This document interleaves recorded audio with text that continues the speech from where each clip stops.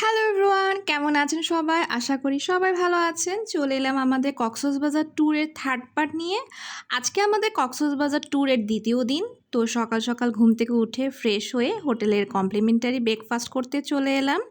এখানে ব্রেকফাস্টের জন্য বিভিন্ন ধরনের খাবারের আইটেম ছিল, তো আমরা আমাদের পছন্দ মতো খাবার নিয়ে খেতে বসে পড়লাম। এখানে খাবারের আইটেমগুলো মোটামুটি ভালোই ছিল, টেস্ট ওয়াজ গুড।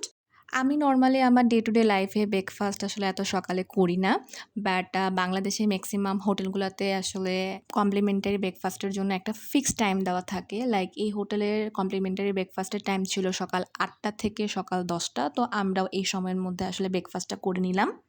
তারপর চলে এলাম আমরা সমুদ্র দেখতে। কালকে যেহেতু আমরা বিকালে বের হয়েছিলাম, তো অনেক বেশি ভিড় ছিল সমুদ্রের আশেপাশে। আজকে আসলে ওইরকম ভিড় নেই, তাই আমার কাছে বেশি ভালো লাগছিল।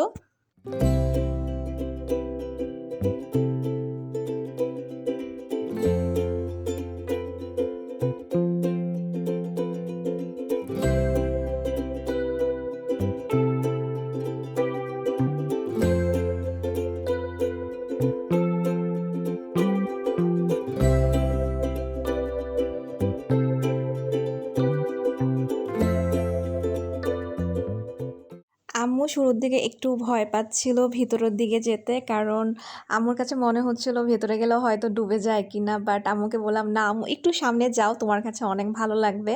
তো আম্মু ভয়ে ভয়ে সামনের দিকে যাচ্ছিল, আর আম্মু আসলে অনেক এনজয় করছিল, যেহেতু আম্মুর এই প্রথমবার আসলে কক্সবাজার আসা।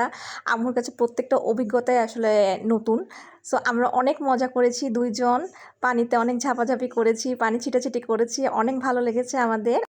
আমি এর আগে অনেকবার কক্সবাজারে এসেছি, বাট আমার কাছে এত ভালো লাগে নাই।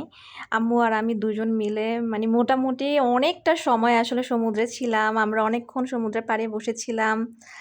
ঠান্ডা ঠান্ডা বাতাস, সমুদ্রের ঢেউ সব মিলিয়ে অভিজ্ঞতাটা আসলে অন্যরকম। আর আমি চাই আরও অনেকবার এভাবে কক্সবাজারে এসে ঘুরতে। আর আজকের ব্লগটা এই পর্যন্তই। আশা করি আপনাদের সবার আমাদের ব্লগটা ভালো লেগেছে। By everyone.